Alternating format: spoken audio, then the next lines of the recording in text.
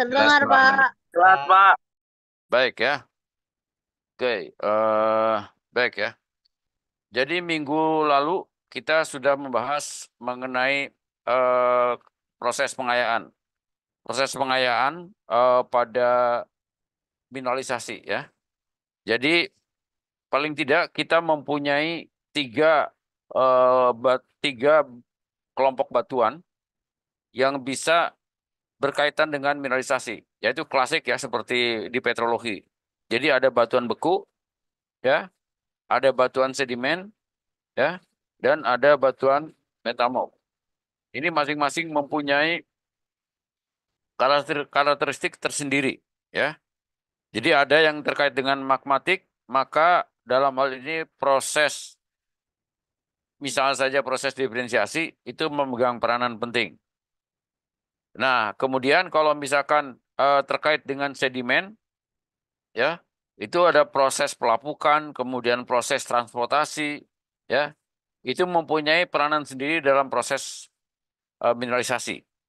Juga pada metamorfik, ya, juga pada metamorfik. Jadi itu dia mempunyai apa namanya sendiri-sendiri, dia mempunyai karakteristik tersendiri, ya. Nah, kalau kita perhatikan, ya, yang sebenarnya ada satu proses yang katakanlah terkait dengan magmatik, tapi ada dua hal.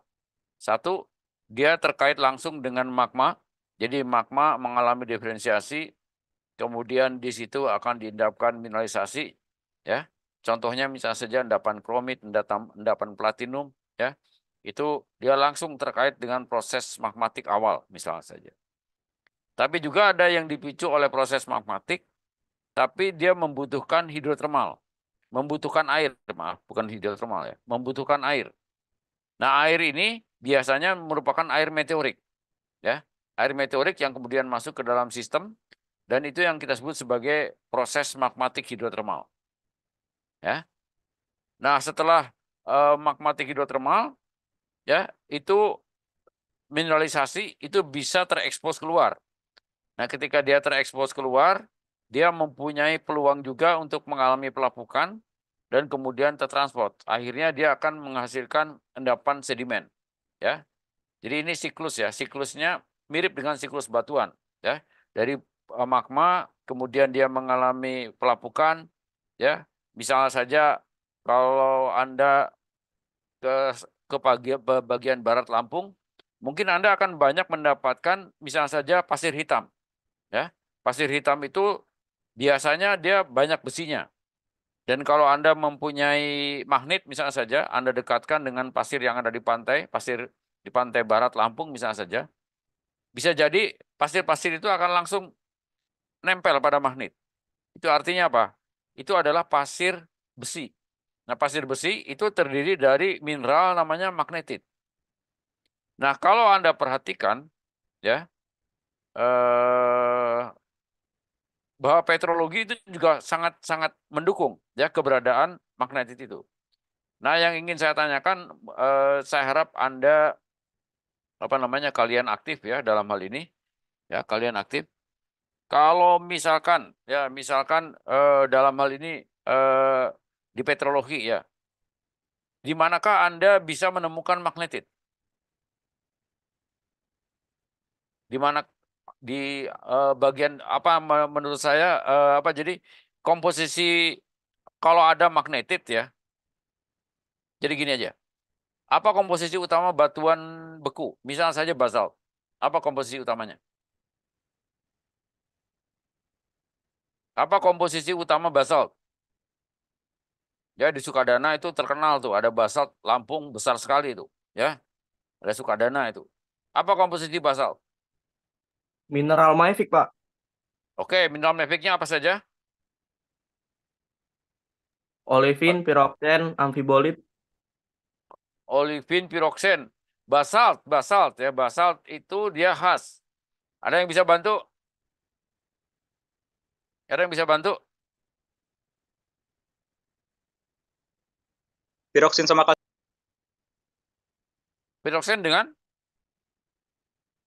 kalsit, Pak. Kurang tepat, kurang tepat. Ada yang lain? Piroksen sama amfibol, Pak. Basalt, basalt ya, basalt. Jadi kalau Anda mengingat deret Bowen ya, Anda akan tahu di mana kira-kira komposisi basalt. Apa yang mengkristal pertama pada deret Bowen? Olivin, Pak. Olivin. Oke. Olivin, Pak. Dengan apa? Olivin dengan Piroksin. piroksen. Oke. Ada plagioklas nggak? Ada, Pak. Ada, Pak. Plagioklasnya apa? CA, Pak. Apa? Kelas apalagi kelas, Pak. Iya, plagioklas, kalsium plagioklas. Nah, sebenarnya ya di basalt itu ada juga magnetit sebagai mineral apa namanya? Kalau misalkan olivin, piroksen, kemudian ada anortit ya, sampai labradorit itu adalah mineral utama pembentuk batuan atau disebut sebagai rock forming minerals. Nah, kalau ada magnetit di dalam basalt itu sebagai apa? Aksesori, Mineral Pak, sama aksesoris, Pak. Aksesoris. Nah, oleh karena itu kalau misalkan di sini misalnya saja pada satu proses di mana basalt itu keluar sebagai lava atau keluar juga sebagai piroklastik ya. Suatu saat dia akan melapuk. Nah, melapuk dalam hal ini ya, sebagian besar yang katakanlah berkaitan dengan olivin dan piroksen bisa jadi dia melapuk pertama. Yang tersisa itu adalah magnetit. Ya, dan yang tersisa magnetit. Nah, magnetit ini suatu saat bisa terbawa oleh air dan kemudian diendapkan lagi, ya, diendapkan lagi di tepi pantai, sehingga dia bisa menjadi pasir magnetit. Nah, kalau Anda bayangkan ya satu proses pengayaan di mana misalnya saja magnetit yang ada di sini ini kurang dari 1%. Magnetit di dalam basalt itu kurang dari 1%. Tetapi oleh karena proses pelapukan, transportasi, kemudian sedimentasi, dia bisa katakanlah memenuhi pasir ya di sebagian besar pantai barat Sumatera, ya mulai dari Aceh ya sampai Lampung, ya itu bisa diperkaya oleh yang namanya magnetit walaupun ya kadar magnetit sendiri di dalam basalt itu kurang dari 1%. Yaitu satu proses. Nah ini ya sedimen tadi dia bisa melapuk ya. Nah kalau misalkan katakanlah dalam hal ini gabro misalnya atau misalnya saja ultramafic ya, misalnya saja peridotit ya, peridotit dunit. Itu peridotit dunit itu termasuk batuan apa? Halo? Halo? Halo? Ultramafic, Pak. Ultramafic ya, ultramafic. Nah, ultramafic itu komposisi mineralnya apa yang paling utama? Olivin, Pak. Olivin, Pak. Olivin. Ya, olivin. Nah, kalau katakanlah ultramafic itu lapuk ya, itu akan menjadi suatu batuan yang namanya juga batuan sedimen, namanya itu adalah batuan residual. Ya, batuan namanya residual. Nah, residual itu ada yang menyatakan sebagai bagian dari batuan sedimen, bisa juga menyatakan sebagai tersendiri, yaitu sebagai batuan residual, yaitu soil. Nah, itu yang banyak terdapat sekarang di Sulawesi Tenggara, Sulawesi Selatan, dan Sulawesi Tengah sebagai tambang nikel utama. Ya, itu tambang nikel utama itu justru terkait dengan residual. Jadi ada yang menyatakan bahwa residual itu sebagai batuan sedimen, ya, tapi ada yang memisahkan antara sedimen, ya, mungkin yang kebanyakan adalah klastik, ya, sedimen klastik, dengan yang katakanlah residual yang in situ. Nah, ini yang seperti terjadi di sebagian di Sulawesi, ya. Oke. Nah, kalau sedimen itu dia katakanlah terbawa lagi oleh zona subduksi, ya, misalnya saja, dia bisa katakanlah mengalami metamorfosis.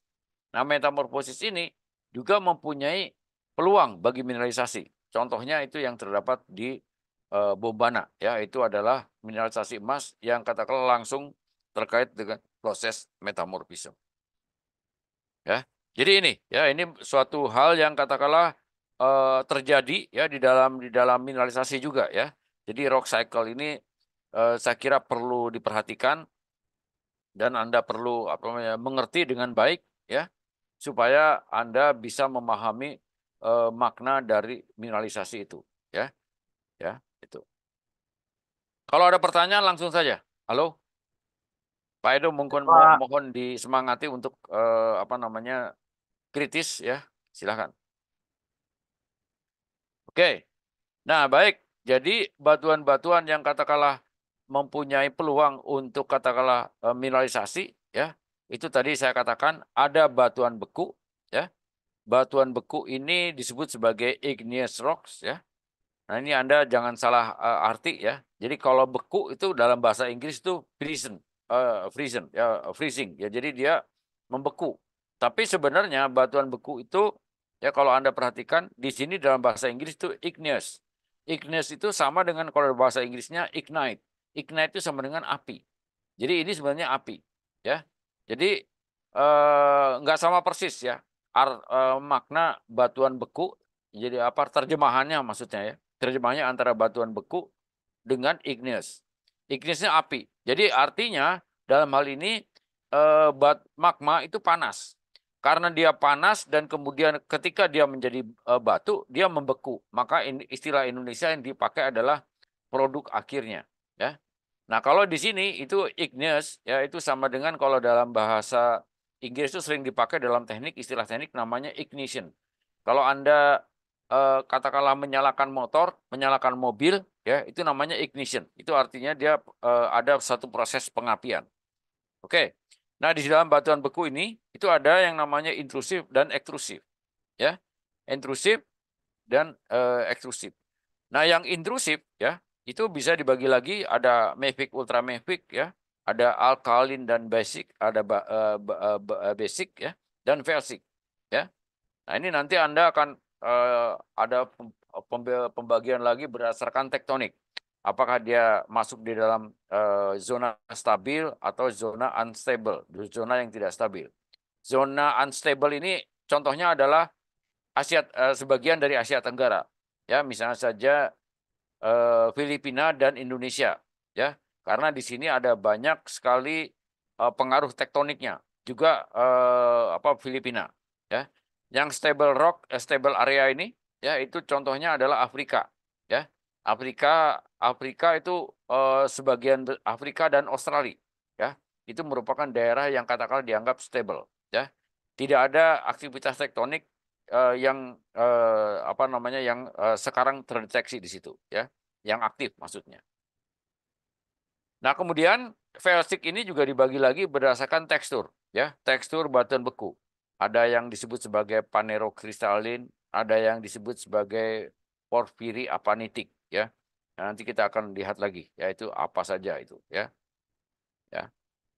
Nah, kemudian ada ekstrusif, ya, sama juga di sini ada mafic, felsic, ya. Kalau mafic, apa saja batuan ekstrusif yang berkomposisi mafic? Halo? Halo? Komatit, Pak. Apa? Komatit. Apa lagi?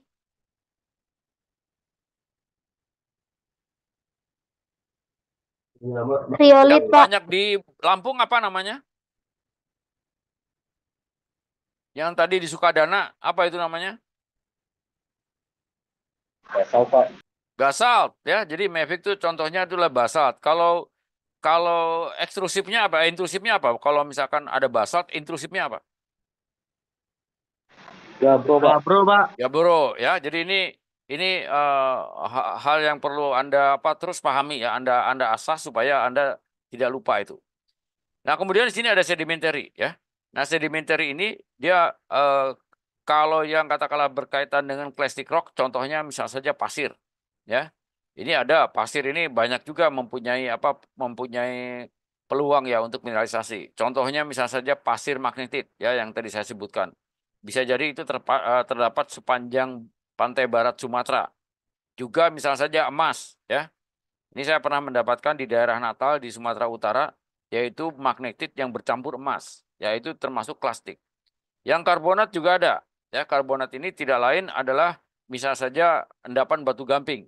Nah, batu gamping ini dia bisa menjadi bagian juga bagi terdapatnya mineralisasi. Nah, kemudian yang chemical sediment, ya, chemical sediment ini karena dia berasosiasi langsung dengan endapan kimia.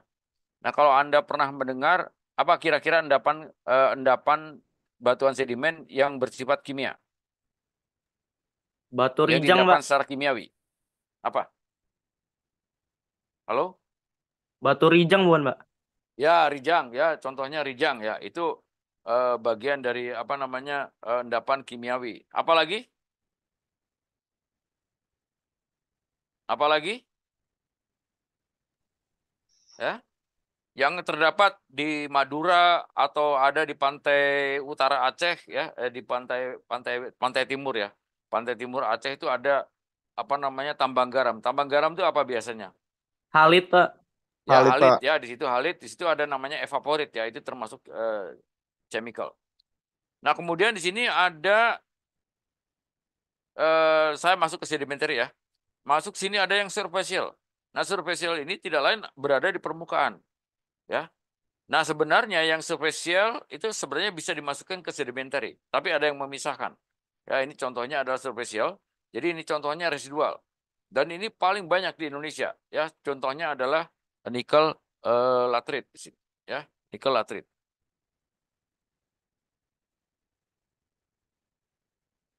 Masih di Pak Wahyu.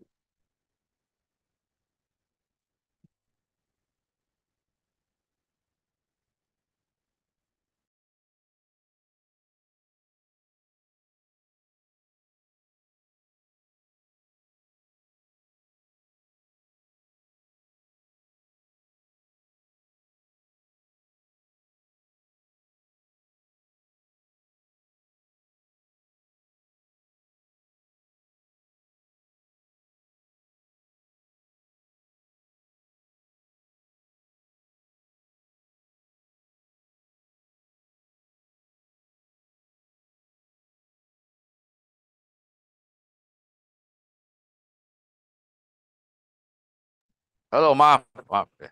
Ya, gini ada yang superficial ya. Ini ada residual dan depositional ya. Nah, yang residual ini ya sebenarnya bisa digolongkan juga kepada sedimen ya. Karena sebenarnya ini merupakan pelapukan ya. Ini ya. Nah, ini yang banyak terdapat di Indonesia. Contohnya adalah nikel latrate. Nah, kemudian yang depositional. Nah, depositional ini sebenarnya pengendapan ya. Sebenarnya terkait dengan bisa katakanlah proses-proses plastik ya. Plastik ini banyak yang katakanlah terkait dengan deposition. Ya.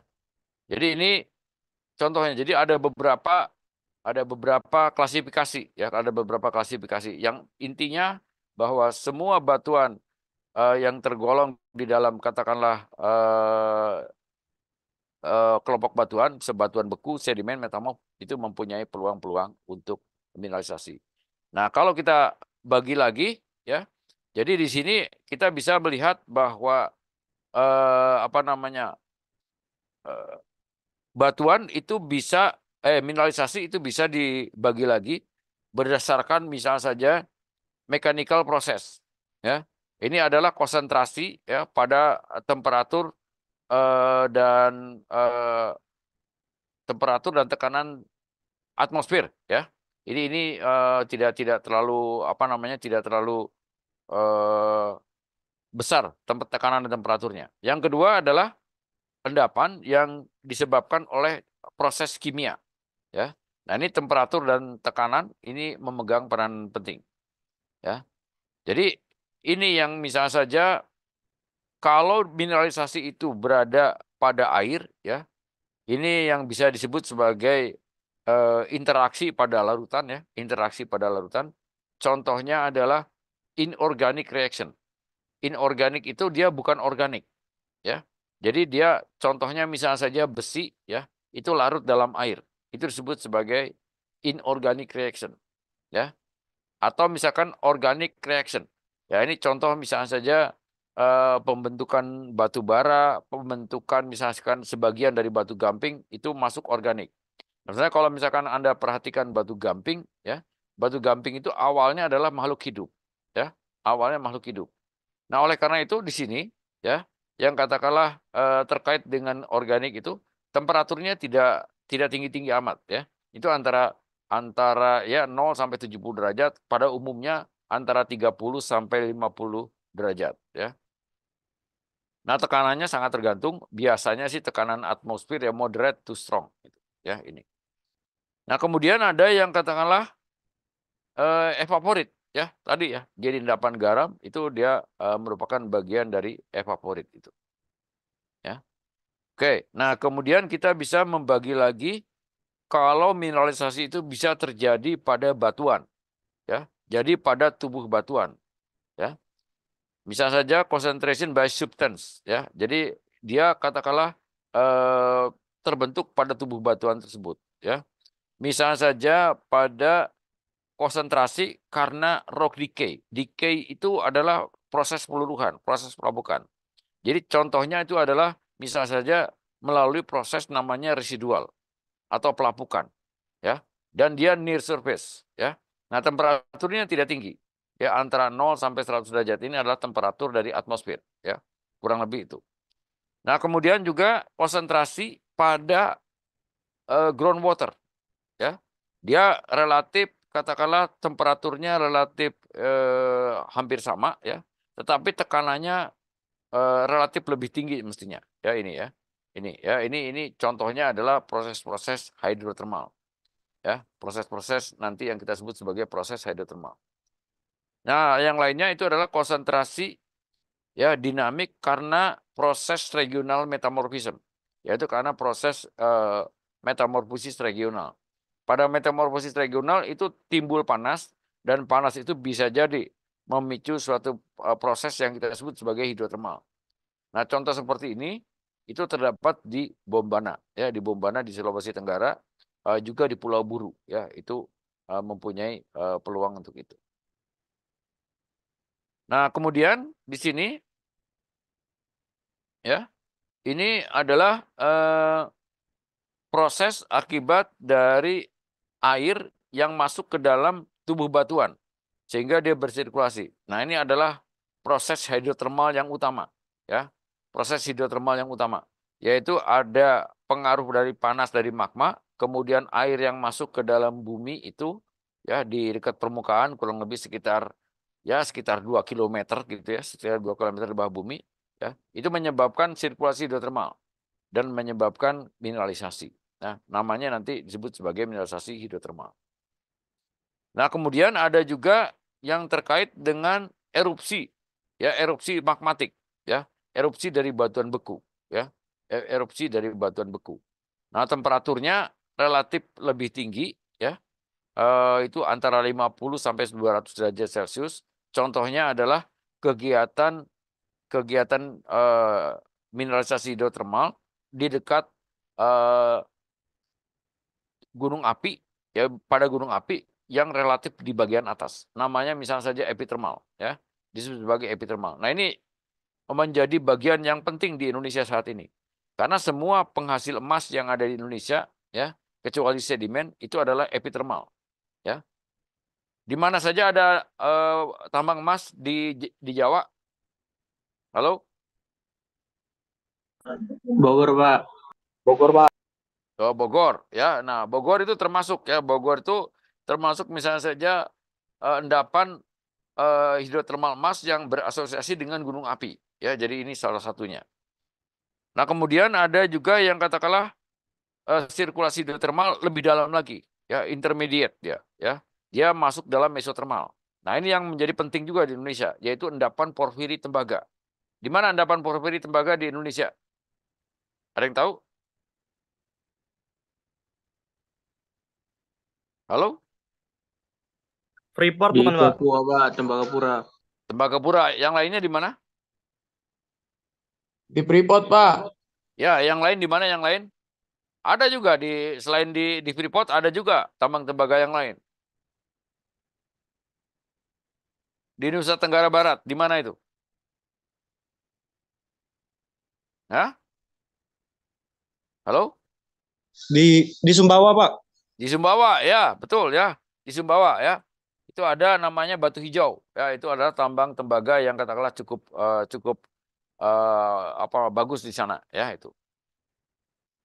Oke, nah yang lainnya itu adalah temperatur yang lebih tinggi lagi, hipotermal ya. Dia ya temperaturnya antara 300-500 derajat Celcius ya. Ya ini bisa mulai dari porphyry copper seperti yang ada di Sumbawa maupun Freeport, ya juga termasuk misalnya saja pembentukan timah ya, mineralisasi timah yang ada di Bangka Belitung itu terkait dengan mineralisasi yang pada batuan granit ya, pada temperatur yang temperatur dan tekanan lumayan tinggi ya, antara 300 sampai 500 derajat Celcius. Ya. Nah, kemudian ada juga yang terkait dengan suatu kontak metamorfism. Ya, jadi intrusi itu menembus batuan sedimen dan kemudian dalam hal ini bisa terjadi metamorfism, ya, bisa juga terjadi mineralisasi. Ya, jadi ini contoh-contoh bagaimana mineralisasi itu terjadi. Nah, kemudian ada juga murni. Ya, ini yang di bagian baris terakhir, yaitu proses magmatik yang menghasilkan mineralisasi. Ya, ini tanpa campur tangan air dan dia hanya batuan magmatik yang paling awal. Temperaturnya panas, ya, itu mencapai kurang lebih sekitar 1.500 derajat Celcius, ya, bahkan sampai 2.000 derajat Celcius, ya. Mineralisasinya utamanya itu adalah kromit, ya, kromit. Kemudian ada platinum, ya, termasuk juga nikel, ya, nikel yang ada terkait dengan magmatik itu ada juga ya di dunia, ya. Nah, kemudian dengan tekanan yang tinggi tapi temperaturnya relatif lebih rendah lagi, itu adalah endapan pegmatit, ya, pegmatit ini kurang lebih beberapa variasi mineral yang tadi itu. Ya, jadi kalau kita perhatikan, ya, jadi kita bisa mulai bahwa endapan mineralisasi bisa berawal dari kegiatan magma yang paling awal, ya. Nah, ini Anda nanti akan perhatikan kalau ada magmatik awal, misalnya saja batuan ultramafic, itu bagaimana viskositas magmanya? Ada yang tahu?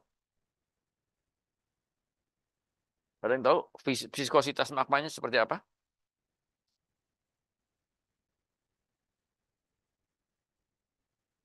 Ada yang tahu? Halo? Kental.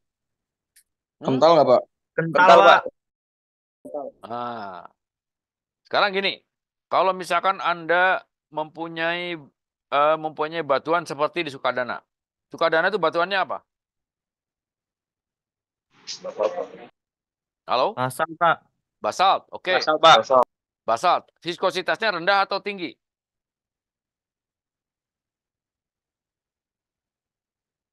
Ya. Viskositasnya Besar, rendah atau Pak. tinggi? Tinggi nggak, Pak? Hah? Tinggi nggak, Pak? Lah, ya saya tanya ini. Ya. Sekarang gini, saya bedakan. Kalau apa bedanya antara lava basalt dan lava riolit? Apa bedanya? Dari segi viskositas. Mana yang lebih tinggi viskositasnya? Lava basalt, Pak. Viskositas. Ya, viskositas.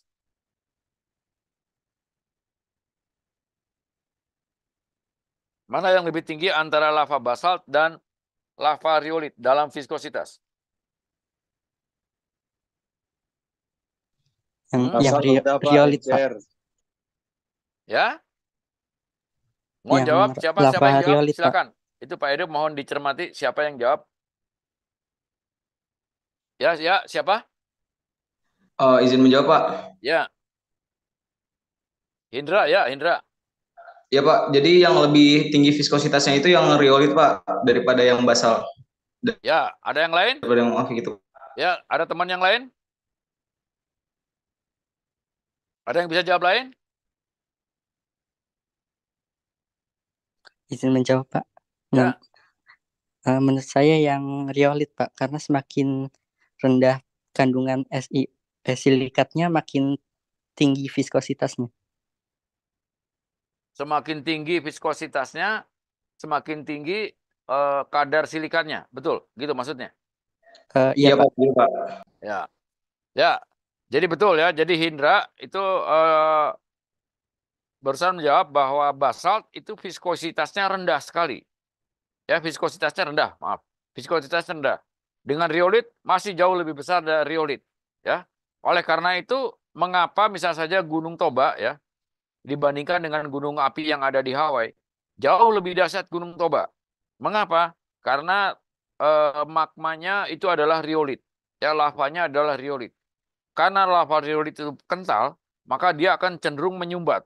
Karena menyumbat dan power yang ada di bawah itu semakin tinggi, ya, maka ledakannya sangat dahsyat. Itu kurang lebih sekitar 70.000 tahun yang lalu. Tapi kalau Anda bandingkan dengan Hawaii, ya, sampai sekarang Hawaii itu hanya keluar lava basalt. Ya, terus ya basalt. Anda bisa lihat tuh banyak sekali di YouTube ya. Banyak sekali di YouTube itu ya. Jadi lava keluar mengalir gitu. Tapi nggak ada yang namanya katakanlah eksplosif, itu nggak ada. Ya, karena magmanya cair. Ya, nah, itu magma yang cair ini nanti mempunyai peranan yang penting di dalam proses mineralisasi, ya. Dalam proses mineralisasi yang nanti terkait ya dengan yang namanya disebut sebagai magmatik awal. Nah, kalau naik itu nanti akan menjadi proses magmatik yang lain, ya. Yaitu biasanya dia termasuk pada intermediate.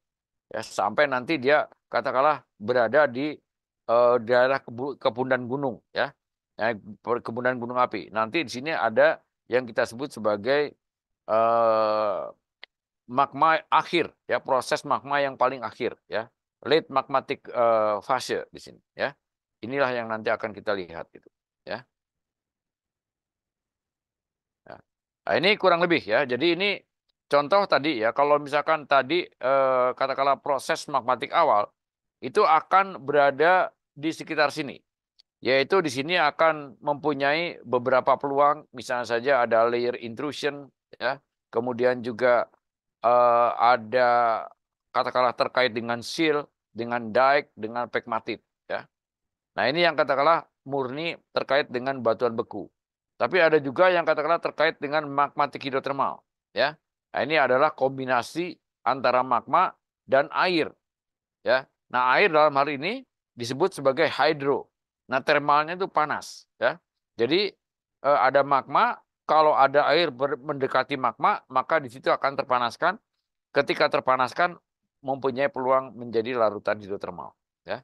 Nah, ini banyak sekali ya. Ini hampir 70% elemen-elemen yang ada di industri ya. Jadi mineral-mineral yang terdapat di industri, yang diolah industri itu berasal dari hidrotermal.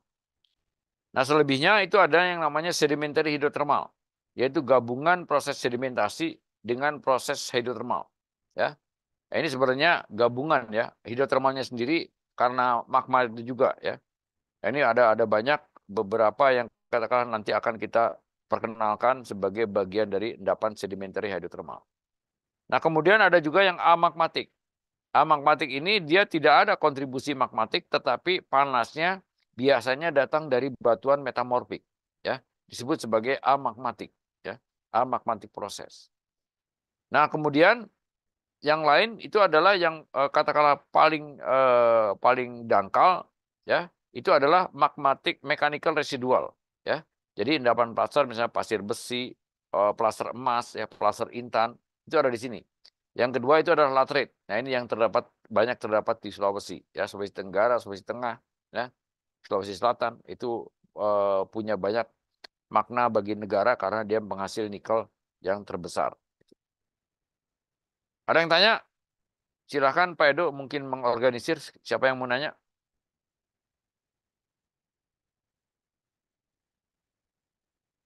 Halo? Kok sepi nih?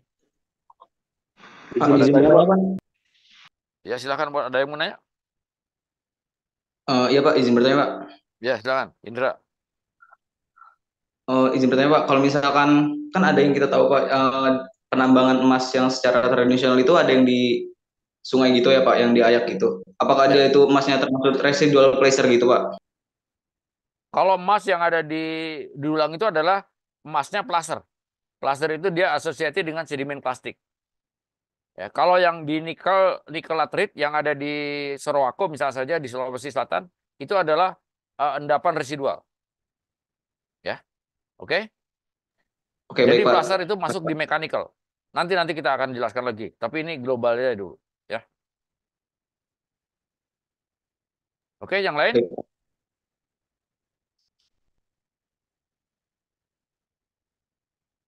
Ya. Oke ya, Izin jadi bertanya, ini Pak. nanti kita akan mempunyai banyak hal yang terkait dengan bagaimana kita mengelola suatu eksplorasi ya. Tapi nanti saya akan akan kembali ke sini. Tapi intinya bahwa kita di dalam mineralisasi itu perlu mengetahui bagaimana lokal geologinya. Perlu bagaimana kita mengetahui rock type-nya, jadi tipe batuannya. Dan tentunya ada namanya nanti struktur controls ya. Contohnya misalnya saja mengapa apa bedanya misalnya saja sekarang mungkin di antara kalian ada yang tahu. Apa bedanya tambang emas Pongkor dengan tambang emas di Freeport, di Grasberg? Apa beda yang paling signifikan ya antara tambang emas di Pongkor dan tambang emas di Grasberg? Halo? Ada yang jawab? Kita pun juga belajar kurang referensi, Cok. Halo, ada yang jawab? Ada yang bisa jawab?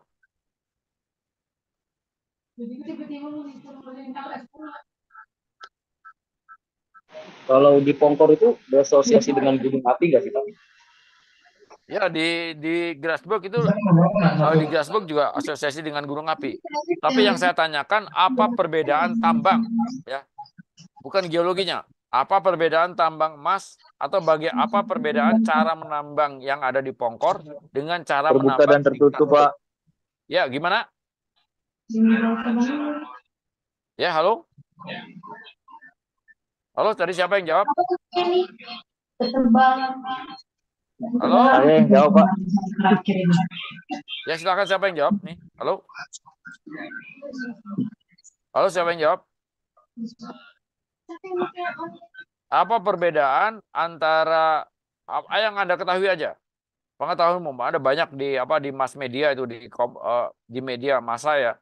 Baik koran, majalah maupun Google ya di internet ada.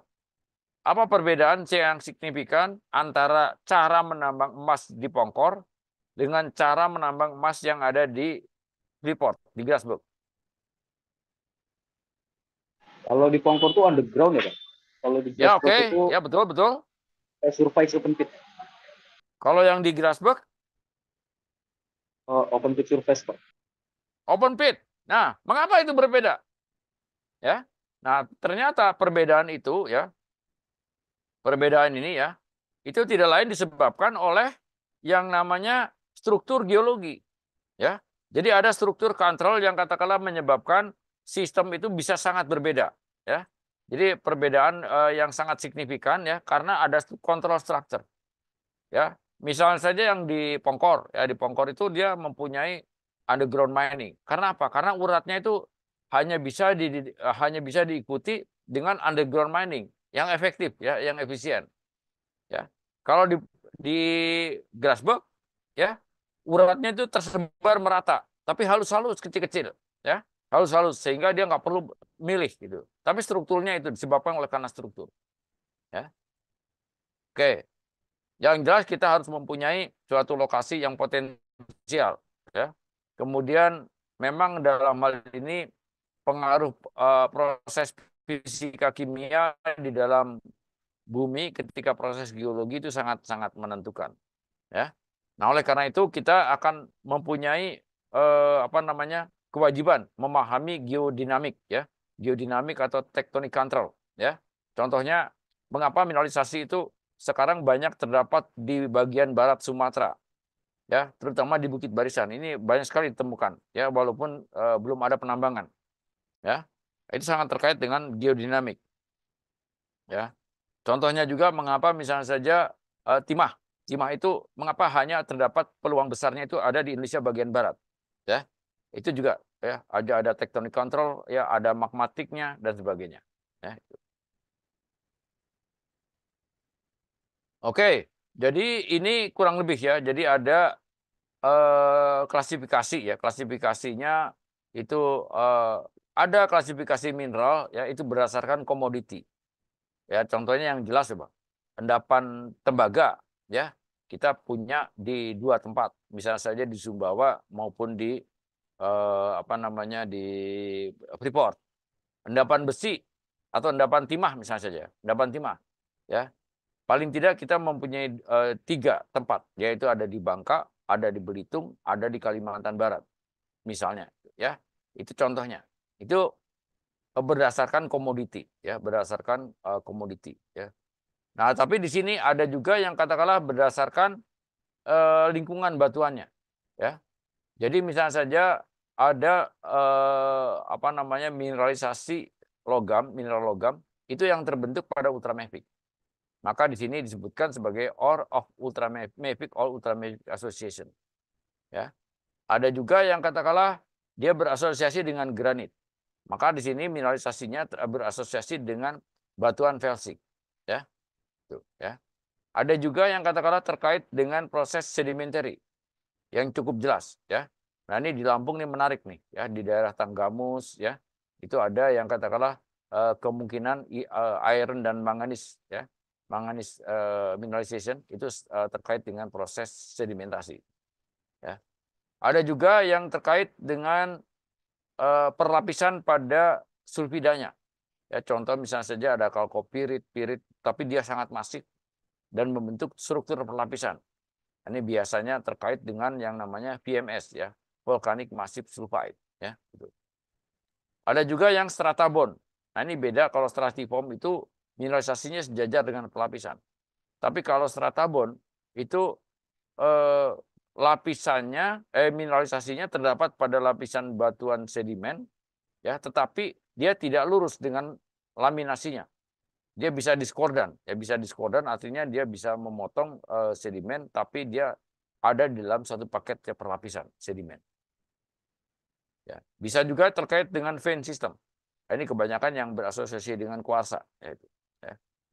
Bisa juga dengan metamorphic affiliation. Jadi contohnya adalah di Bombana di Pulau Buru. Ya, itu betul-betul metamorphic terrain yang menghasilkan mineralisasi. Ya, ini klasifikasi Lindgren tahun 1933. Yang terbaru adalah Gilbert and Park. Saya kira nanti Anda harus mencatat ini, ya, Gilbert and Park ini. Cari di internet, ya, mudah-mudahan Anda mendapatkan textbooknya. Textbooknya sangat komprehensif, ya. Tebalnya sekitar 500 atau 600 halaman, tebal sekali ini, bahkan sampai hampir 1000, gitu, ya. Ini buku yang sangat bagus, ya, terkait dengan mineralisasi, ya.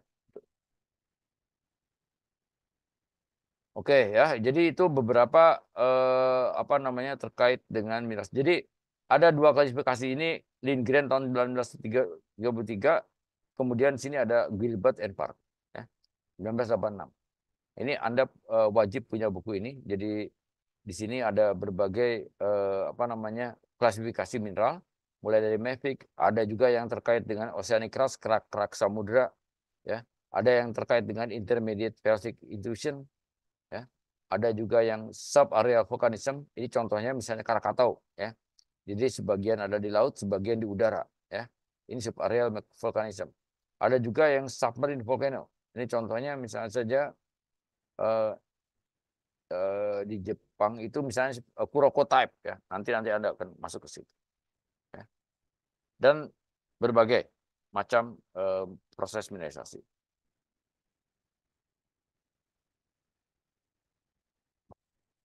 Oke, ada pertanyaan? Silakan. Baik, Pak, izin bertanya, Pak. Ya, silakan. Perkenalkan, nama saya Yuda Idul Fikri, NIM 050. Saya ingin bertanya, Pak. Kenapa mineral karbonat itu cenderung memiliki warna yang relatif cerah, Pak? Kira-kira faktor kimia apa yang mempengaruhi hal tersebut, Pak? Kalau mineralisasi karbonat itu karbonat, ya. Karbonat itu sebenarnya batu yang banyak mengandung senyawa kalsium dan CO3. Karnya karbonatnya itu bukan dari Ca-nya, tapi karbonat itu berasal dari rumus kimianya ada CO2, CO3. Ya, karbonat. Makanya sebenarnya karbonat ini ada yang memanggil sebagai Golkar, ya. Golkar ya itu termasuk pemenang partai, tapi di sini Golkar itu adalah golongan karbonat. Ya. Nah, golongan karbonat sebenarnya tadinya dari makhluk hidup, ya. Nah, dalam hal ini karbonat itu kalau dari makhluk hidup, kalau dia makhluk hidup itu sudah mati, ya, maka dia akan menjadi namanya batu gamping. Ya. Belum disebut batu gamping kalau katakanlah tumpukan organik itu belum menjadi batu. Ya. Ya, itu intinya. Jadi kalau misalkan katakanlah terkait dengan karbonat, ya, dengan karbonat, ya itu umumnya sebenarnya C-nya. Ada yang magnesium karbonat, contohnya dolomit, ya. Tapi kalau kalsium karbonat itu adalah kalsit, gitu. Ya. Pertanyaannya apa lagi? Halo? Halo? Halo, pertanyaannya apa lagi? Yang saya tanyakan selanjutnya Pak, itu kira-kira faktor kimia apa gitu Pak tadi Pak yang mempengaruhi mineral karbonat tersebut bisa berwarna cerah seperti itu Pak? Oh, karbonat itu hanya terdiri dari CaCO3. Ya, CaCO3. Ya. Warnanya memang putih. Ya, warnanya putih susu. Itu karbonat itu. Ya. Itu karbonat. Nah, karbonat itu masih ada banyak sebenarnya. Kalau dia warnanya coklat, dia bercampur dengan besi, namanya siderit. Kalau dia agak sedikit kehijauan, hijau muda gitu, bercampur dengan magnesium, namanya ferromagnesium karbonat, namanya dolomite. Ya. Nah, kalau dia bercampur dengan mangan misalnya saja dia warnanya pink, namanya disebut sebagai rhodochrosite. Ya. Banyak hal. Ya. Oke. Oke Pak, terima kasih Pak. Ada yang lain? Ada yang lain? Oke. Baik, kalau tidak ada, saya akan lanjutkan dengan bagaimana morfologi dari ore. Nah, ini sebenarnya morfologi ini menjadi elemen penting ya, buat kita mengetahui bagaimana misalnya saja penerapannya. Ya, contoh misalnya saja morfologi biji yang ada di Pongkor itu berbeda sekali dengan morfologi biji yang ada di Freeport. Walaupun sama-sama emas. Karena morfologinya berbeda, penambangannya juga sangat berbeda. Ya. Bahkan bukan hanya penambangannya berbeda, proses treatmentnya, proses misalnya saja bagaimana pengolahannya ya hingga mendapatkan konsentrat itu sangat berbeda. Ya. Jadi genesa bahan galian itu bisa melihat lebih jauh. Ya. Ini bagaimana cara mengolahnya. Ya. Itu akan Anda perhatikan di sini. Nah, dalam hal ini ada dua hal yang penting dalam hal ini.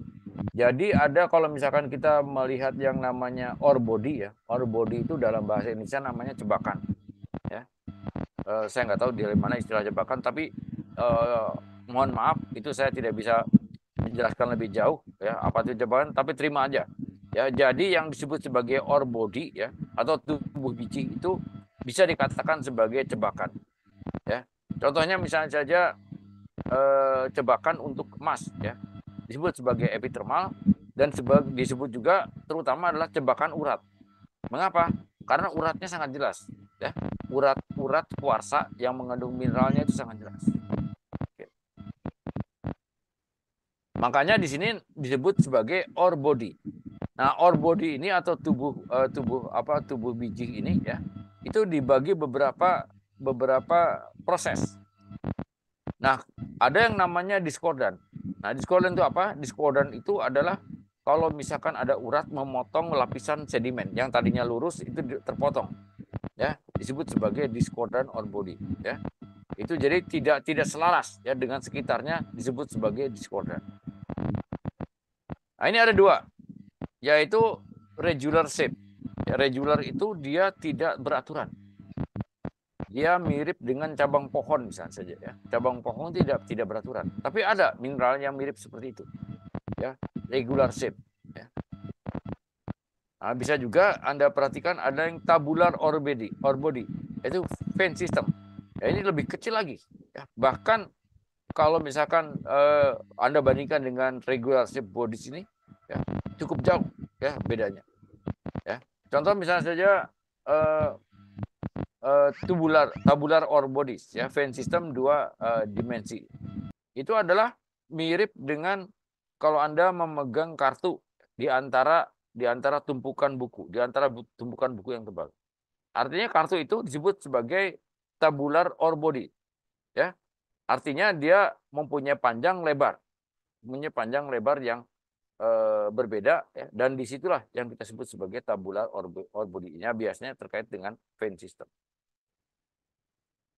Ya. Kalau ada pertanyaan langsung aja.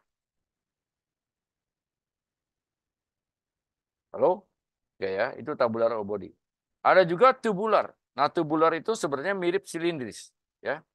Jadi dia pipanya pendek, ya, tapi dua dimensi. Itu mirip dengan tabung, ya. Mirip dengan tabung.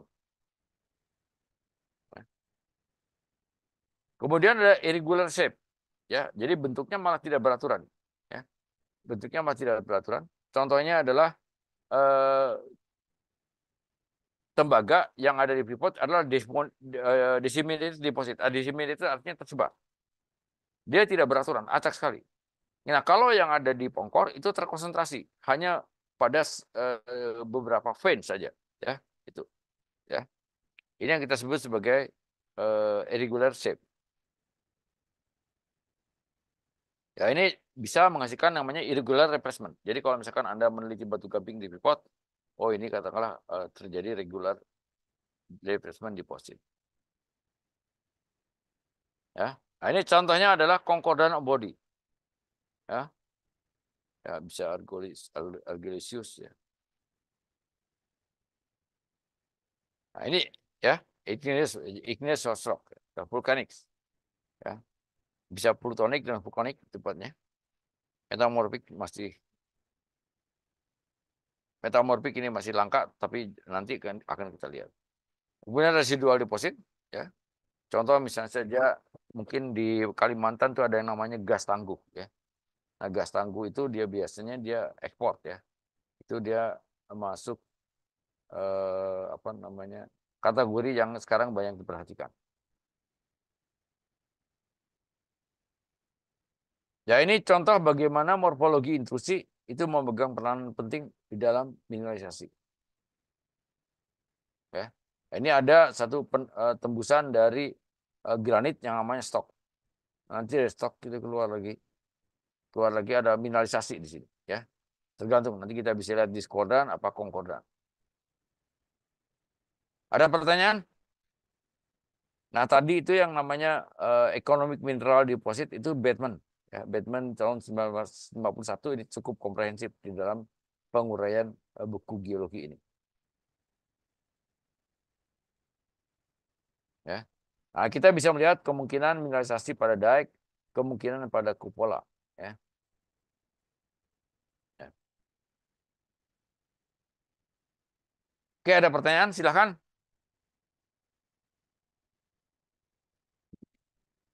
Saya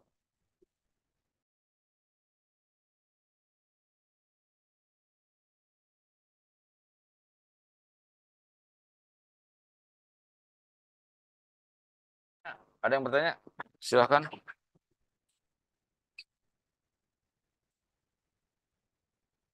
Ada pertanyaan?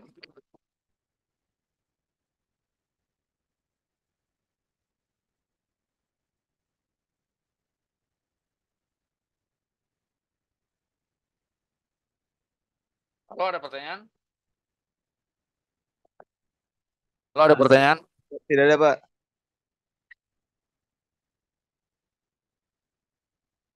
Baik, ini ada satu sistem yang katakanlah terdapat pada batuan beku, ya. Ada yang nanti granit, ya, karena dia relatif cekung dalam hal ini, namanya pendan. Tapi kalau dia bentuknya mirip dengan cincin, ya, itu disebut sebagai kupola. Nah, ini contoh-contoh bagaimana misalnya saja proses geologi, contohnya kalsifikasi. Sudah pernah dengar kalsifikasi? Halo? Pak, kalian sudah pernah mendengar kalsifikasi? Halo? Jangan malu-malu, tunjukkan aja. Siapa yang... Mbak. Ya, halo, gimana? Belum, Pak. Belum pernah, Pak. Bentar, ada azan ya. Saya mute dulu.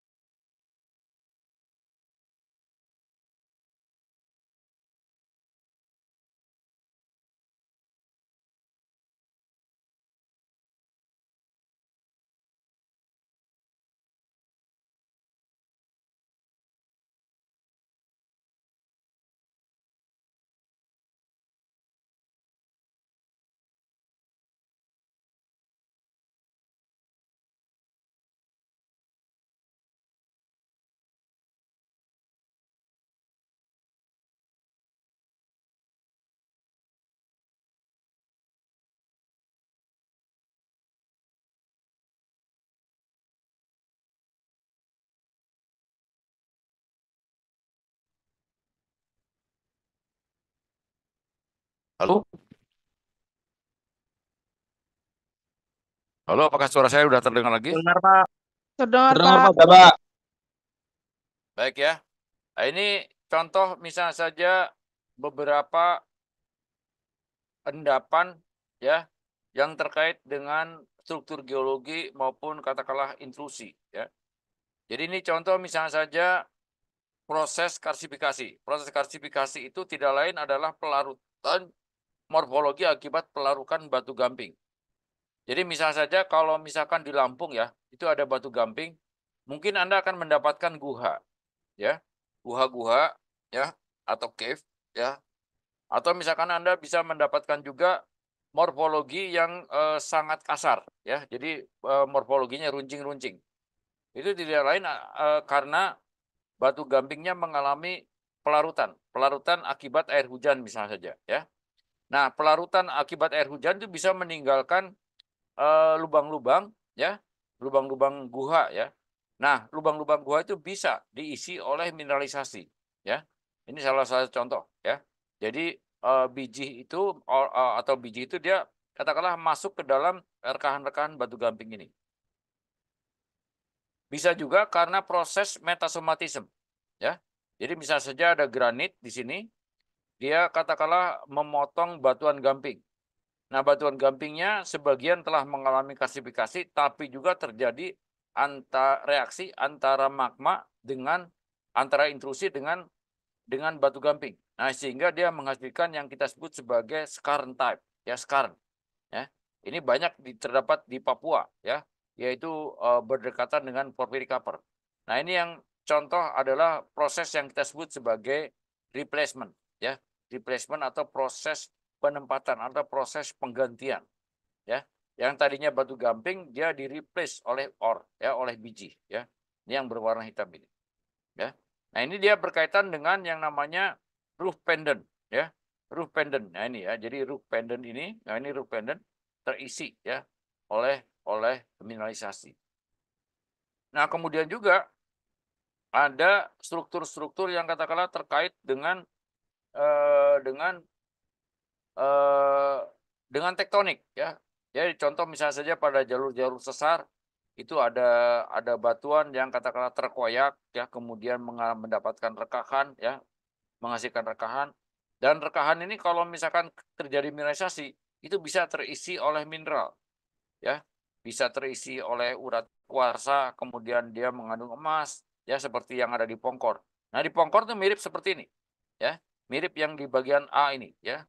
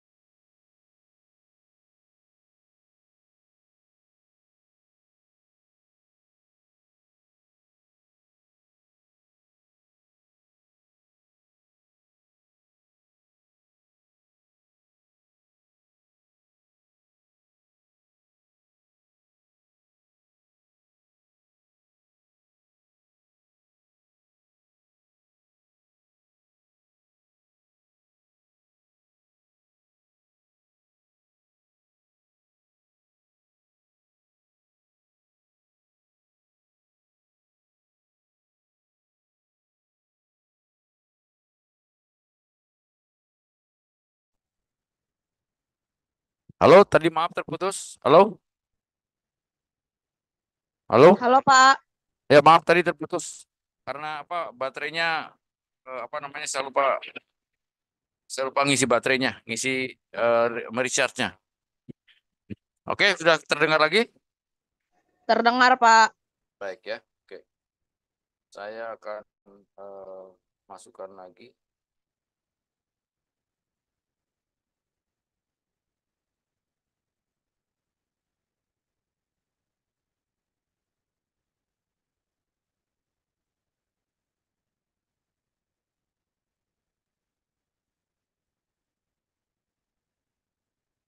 Halo Pak Edo, mohon dibuka lagi, hostnya masih disable. Baik, sebentar Pak.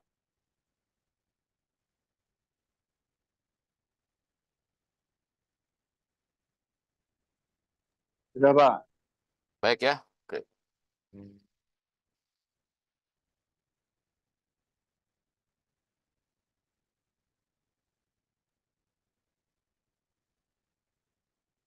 Baik, sebentar ya. Saya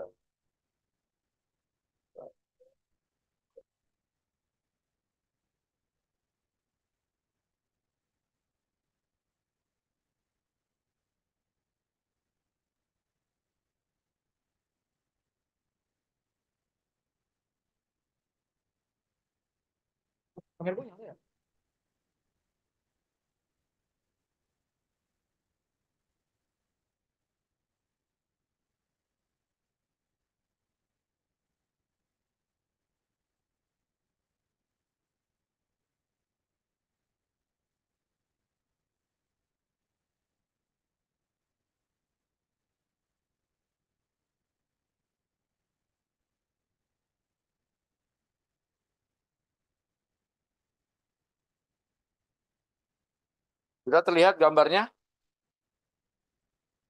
Sudah Pak. Baik ya. Jadi contoh misalnya saja Pongkor ya. Pongkor itu kurang lebih seperti ini.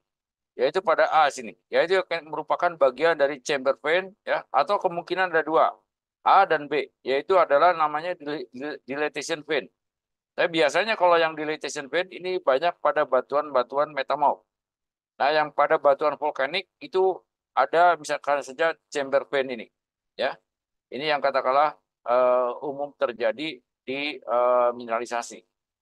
Nah, kemudian ada juga yang kita sebut sebagai sheeted vein. Ya, sheeted vein-nya. Ini ya, sheeted vein ini tidak lain adalah kelompok-kelompok urat yang katakanlah berhimpun ya, menjadi menjadi satu zona ya, zona urat ya. Yang kemudian ada C juga namanya disebut sebagai sheeted vein. Dia katakanlah C, ya ini sheeted vein ya. Sheeted vein itu tidak lain adalah urat-urat berukuran rambut. Nah, biasanya ini pada porphyry copper ya. Pada porphyry copper seperti ini ya. Ini yang katakanlah nanti akan membedakan ya, membedakan bagaimana cara menambangnya ya, kemudian juga cara mengolahnya itu bisa sangat membedakan akibat dari sebagian karena struktur geologi. Yang D adalah N-echelon veins ya. Itu pada skis ya. Dan kemudian ada yang namanya link vein. Nah, sekarang bagaimana kenyataannya di lapangan? Nah, kalau kenyataannya di lapangan seperti ini ya. Ini satu contoh misalnya saja ada batuan yang termineralisasi ya, yang terdapat pada porphyry copper. Ya, ini dari Grasberg Timika. Ya, Anda bisa perhatikan ya begitu masif, begitu halusnya mineralisasi ini. Jadi kalau Anda perhatikan sesuai dengan skala ya. Jadi yang kuning-kuning ini, yang kuning-kuning itu tidak lain adalah kalkopirit ya. Nah, kalkopirit yang ada di sini ya, itu nampak ya ukurannya milimeter. Ya, ukurannya milimeter. Ukurannya milimeter ya, ukurannya milimeter. Jadi ini contohnya ya. Jadi dalam hal ini juga katakanlah besarnya vein ini ya tidak lebih dari sekitar 1 sampai 3 mm ya, kurang lebih sekitar 1 sampai 3 mm ya. Nah, ini mengakibatkan juga proses penambangannya sangat berbeda ya. Nah, apa yang terjadi di situ? Anda bisa perhatikan di sini ada urat kuarsa ya, tipis-tipis ya. Kemudian di sini ada urat bijinya ya, urat bijinya kelihatan sekali di sini ya. Nah, di sini umumnya adalah bagian dari genggu atau katakanlah mineral-mineral yang bukan logamnya itu terdiri dari terdiri dari kuarsa ya. Nah, yang lebih halusnya Anda bisa perhatikan di sini ya, yaitu tekstur cruciform yang terdiri dari urat-urat kuarsa. Ya. Nah, ini contoh-contoh misalnya saja bagaimana morfologi dari mineralisasi ya yang terkait dengan namanya dilatasi ya. Ada yang katakanlah bentuknya seperti ini, akhirnya nanti mineralisasinya bentuknya seperti bergelombang seperti ini ya. Ya. Jadi ada fissure vein ya, fissure vein. Bisa ada katakanlah lekukan-lekukan, ada bulbs namanya ya, itu ya. Jadi ini contoh-contoh bagaimana peluang mineralisasi bisa terdapat pada rekahan, dan rekahan itu diakibatkan oleh apa namanya, aktivitas struktur geologi karena tektonik. Nah, ini kenyataan ya, ini satu kenyataan yang katakanlah sudah terdapat mineralisasi pada beberapa daerah di dunia ya. Jadi ini contoh misalnya saja kalau kita lihat yang F ya, F itu yang ini ya. Ini yang paling bawah itu adalah bagaimana misalnya saja mineralisasi itu ya terjadi pada batuan skis ya yang terdapat pada batuan metamorfik ya, pada skis ya, skis metamorfik ya. Yang ternyata katakanlah berbeda ya antara vein yang terdapat pada andesit ya, ini andesit ya, dan pada skis ya. Jadi ini ada kelihatan sekali ya. Jadi ada karena dia mempunyai perbedaan dari karakteristik batuan, menyebabkan juga pola mineralisasinya bisa berbeda seperti itu ya. Jadi ini contoh-contohnya. Ada juga misalnya saja yang menempati batu gamping. Karena di sini ada fracture, kemudian batu gampingnya mengalami pelarutan, terisi. Tapi setelahnya itu berupa shell, berupa serpih. Dan akhirnya pola mineralisasinya juga berbeda. Ya. Jadi ini salah satu bagian-bagian yang perlu kita lihat. Nah, kalau kita perhatikan lebih detail lagi, ya, maka contohnya ini. Ya, ini contoh misalnya saja dari sesar, itu Anda bisa perhatikan, yaitu ada offset ya dari serpih. Ya. Ini offset serpih. Ya. Kelihatan offset serpih. Kemudian ada fracture di sini, terisi. Ya. Tapi begitu sampai ke atas, dia berubah menjadi seperti cabang pohon. Ini yang kita sebut sebagai stockwork. Ya. Dan ini bisa terjadi ya pada sandstone maupun shale ya, yang mengalami rekahan dan kemudian terisi mineralisasi.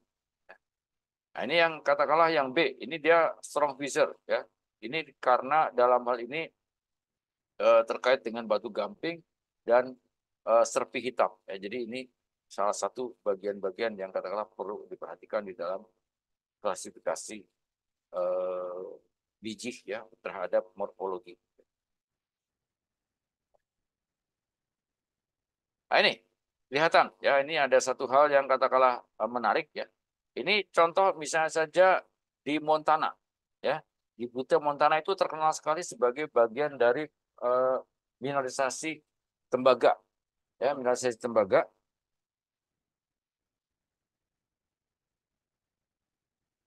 Mineralisasi tembaga ya. Dan Anda bisa perhatikan nih ya, ini ada skala di sini.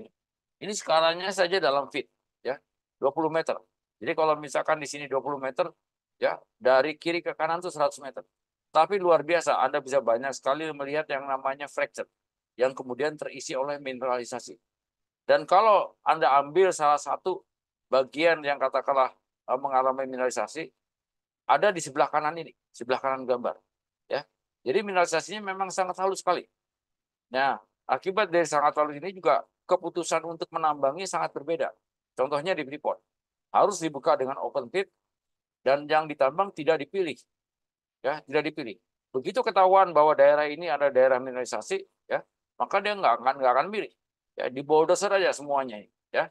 Namanya bulk tonnage, ya.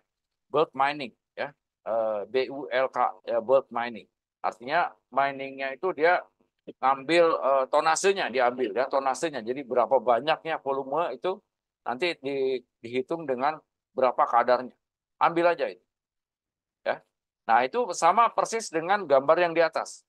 Ya, jadi ini bagian-bagian yang katakanlah terkait dengan mineralisasi itu analoginya bisa Anda ambil di batuan yang saya dapatkan di Karangsambung. Ya, ini adalah gamping merah atau jasper merah ya yang akhirnya dia mengalami perekahan dan kemudian terisi oleh kalsit. Ya.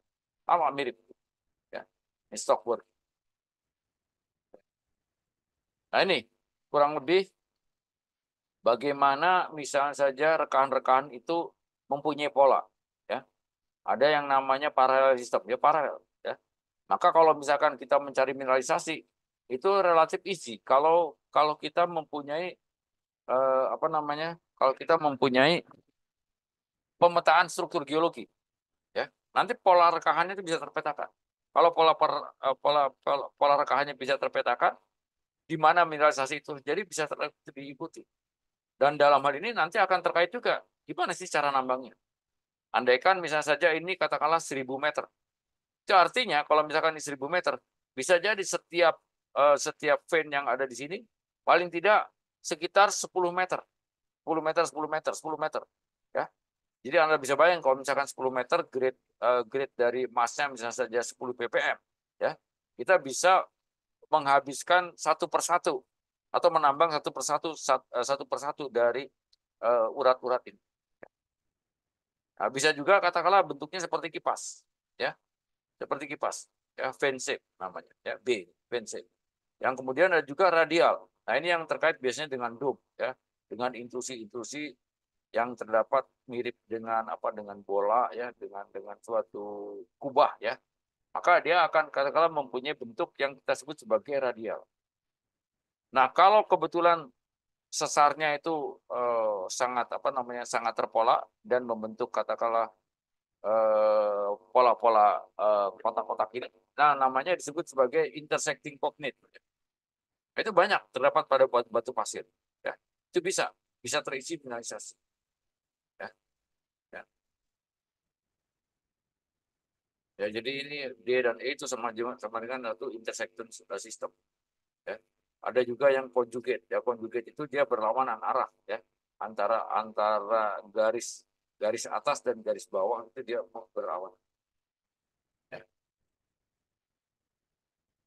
Ya, nah ini contohnya. Ya, ini real, ya, kenyataan, ya. Jadi sebenarnya pola dari regional kemudian juga katakanlah di singkapan, ya, itu bisa terlihat. Ini contoh singkapan, ya. Singkapan yang Anda lihat di sini, ya. Jadi pada batuan terisi mineralisasi. Nah, biasanya kalau misalkan ada di Freeport, ya, ini semuanya terdiri dari tembaga, tapi ya harus halus, ya, harus halus, ya. Nah, ini salah satu contoh yang katakanlah perlu kita perhatikan, ya, ya. Pada mikroskop juga sama, akan kelihatan seperti itu. Jadi kalau misalkan di mikroskop kita akan melihat misalnya saja bagian-bagian urat-urat itu yang katakanlah terdiri dari mineral-mineral biji, misalnya kalkopirit. Nah, kemudian pembentukan mineralisasi bisa juga terjadi pada lipatan. Nah, ini daerah Sumatera ini sangat terkenal. Sebenarnya karena proses tektonik di Sumatera juga unik juga, ya, unik dibandingkan dengan Jawa. Banyak sekali lipatan-lipatan, ya, yang terdapat misalnya saja di Bukit Barisan. Dia berasosiasi dengan Bukit Barisan, ya. Itu lipatan-lipatan itu sebenarnya mempunyai peluang sangat bagus, ya, untuk mineralisasi. Jadi dalam hal ini perlipatan menyebabkan rekahan, ya. Rekahan menyebabkan permeability. Pada suatu saat permeabilitas yang terdapat pada rekahan pada lipatan itu bisa terisi oleh mineralisasi. Nah, oleh karena itu kita harus tahu, ya, polanya, ya. Karena dengan pola itu kita tahu, oh ini bagaimana cara menambangnya. Ini salah satu cara menambang. Ini ada lipatan, ya. Jadi penambangannya harus pakai underground. Diambilnya satu-satu. Ada yang mengambil di bagian atas, yaitu berupa veinnya, kemudian turun lagi, dia mengambil sebagian berupa urat-urat yang berada di atas apa namanya ini yang kita sebut sebagai saddle ya. Jadi ada apa namanya saddle itu mirip dengan pelana kuda ya, pelana kuda. Ini pelana kuda itu ya. Nah, ini sudah masuk sebagian yang ada di bawah pelana kuda. Makin ke bawah itu maka pelana kuda ini yang mempunyai peranan penting untuk ditambah ornya ini. Halo, kalian apakah menyimak? Halo, Menyimak, Pak. nyimak. Kalau ada pertanyaan langsung aja.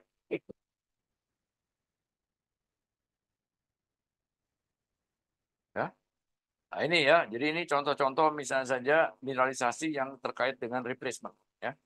Bisa saja pada batu-batu gamping ya.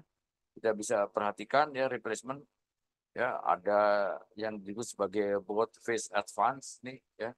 Bisa juga dengan outer rings ya. Jadi misalnya batu gampingnya banyak sekali lubang-lubang di sekitarnya selain lubang utama ya. Jadi yang di sini batu gamping bereaksi langsung dengan lautan hidrotermal. Dia bisa terkelompok di sini, tapi juga bisa mengisi pori-pori di sekitar. Yang C itu adalah multiple center. Jadi banyak sekali mineralisasi yang mengisi ya ruang-ruang yang pada batu pasir yang sudah mengalami retakan. Ya. Bisa lewat shear zone. Ya, shear zone itu contoh adalah pergerakan karena sesar. Ya. Jadi pergerakan karena sesar ini akan bisa menghasilkan katakanlah shear zone yang bisa jadi mempunyai peluang untuk. Nah, ini contohnya. Ya. Ini saya dapatkan pada tahun 2002 yang lalu. Ya. Jadi kalau tahun 2002 itu sudah berapa tahun itu ya, sudah hampir lebih dari 20 tahun, 2 dekade, 22 tahun ya. Ini adalah sebenarnya dalam mineralisasi yang sedang ya, jadi di dalam mineralisasi aktif ya. Jadi Papandayan itu sebenarnya gunung api yang katakanlah dalam fase istirahat, tapi ternyata meletus pada tahun 2002 dan karena letusan itu menimbulkan daerah-daerah yang telah mengalami mineralisasi. Nah, ini contohnya itu adalah piroplastik yang banyak sekali terisi oleh virus.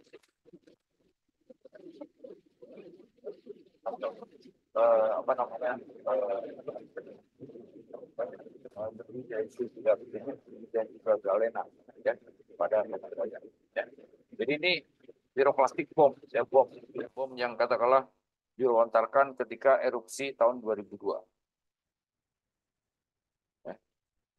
Nah, ini contoh-contoh bagaimana sedimentary feature dari terkait dengan yang muncul ya, bisa pada batu gamping, bisa pada batu sepi, yang akhirnya bisa memberikan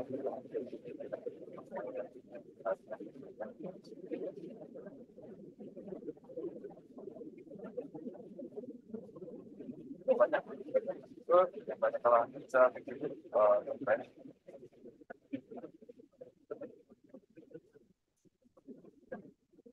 ini replacement bisa saja pada bagian-bagian granit. Granit itu isinya relatif besar dan mempunyai peluang juga yang bagus ya. Kita masuk juga dapat berkapan. Ini contoh-contoh misalnya saja kalau misalkan kita mempunyai posisi granit dan kemudian diikuti oleh pertahanan yang katakan sesuai dengan ubah ya, ubah granit ya, itu dia akan katakanlah berada di atas granit. Dan ketika rekahan-rekahan yang berada di katakanlah bisa terisi oleh dan mineralisasinya bisa jadi juga mempunyai zona. Zona yang paling dekat dalam temperaturnya yang paling tinggi yaitu kapur. Ya. Ini ada kapur di sebelah tembaga. Kemudian di zona berikutnya diikuti oleh zinc.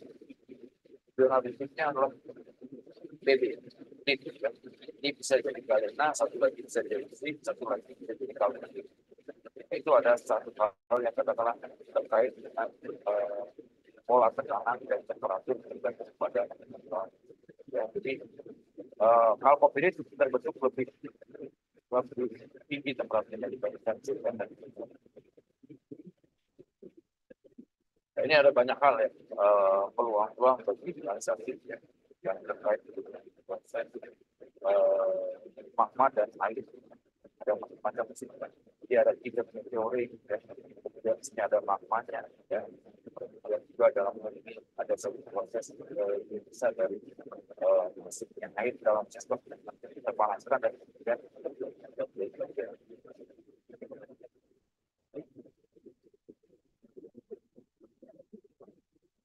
ini berbagai macam bentuk dari spin, ya. Tidak ada yang namanya spin. Nah ini yang cover beri. Kita di cover.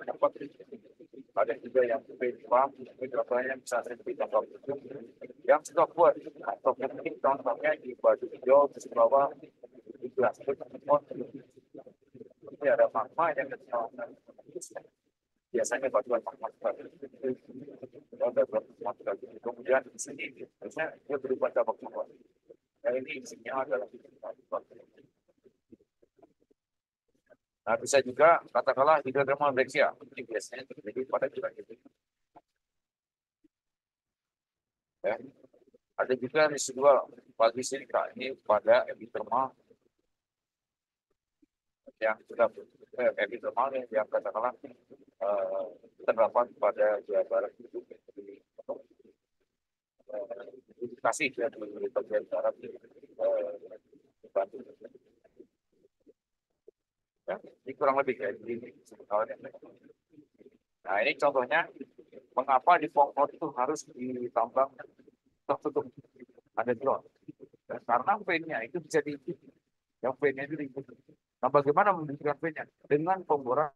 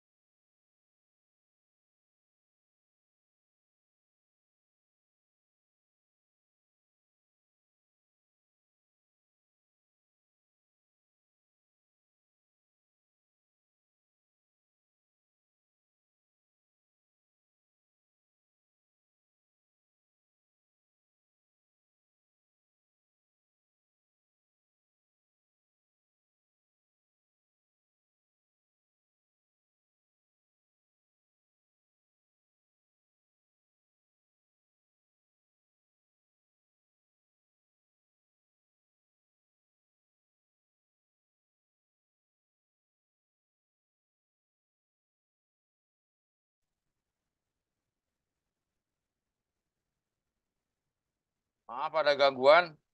Halo, masih menyimak? Masih, Pak. Masih, Pak. Maaf, tadi ada gangguan ini dari apa? Tiba-tiba apa PC saya mati ya. Tunggu.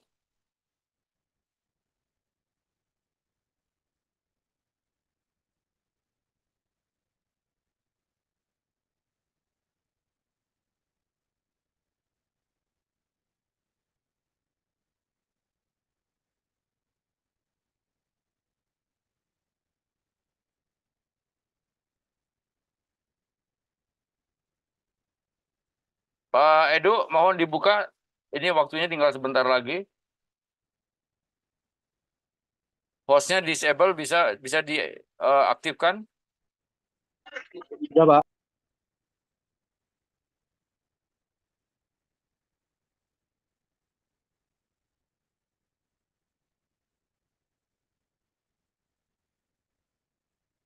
Oke, sudah kelihatan gambarnya? Sudah, Pak. Sudah, Pak. Baik ya. Jadi kalau kita perhatikan ya tipikal dari emas yang ada di Pongkor, vein-nya seperti ini, uratnya seperti ini.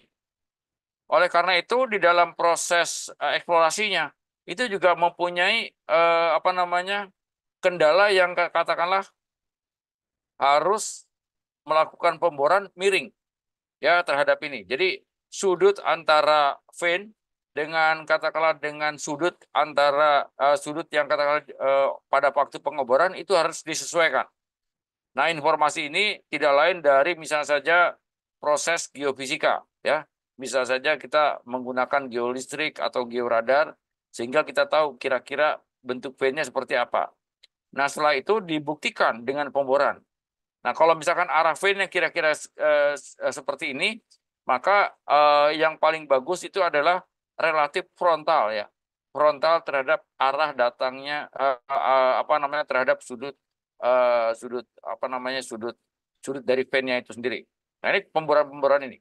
Nah, pemboran ini nanti akan membuktikan ya. Ini di sini akan terbukti dengan karena sudah ada apa namanya analisis kimia, maka setiap kedalaman dari pemboran ya itu akan mempunyai angka dari kadar.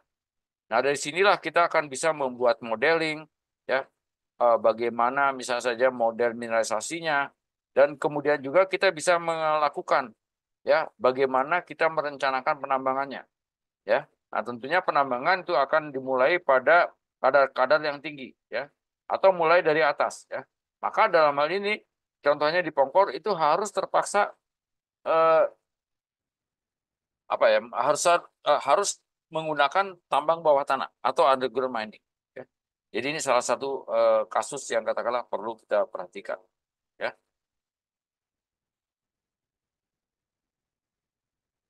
Ya.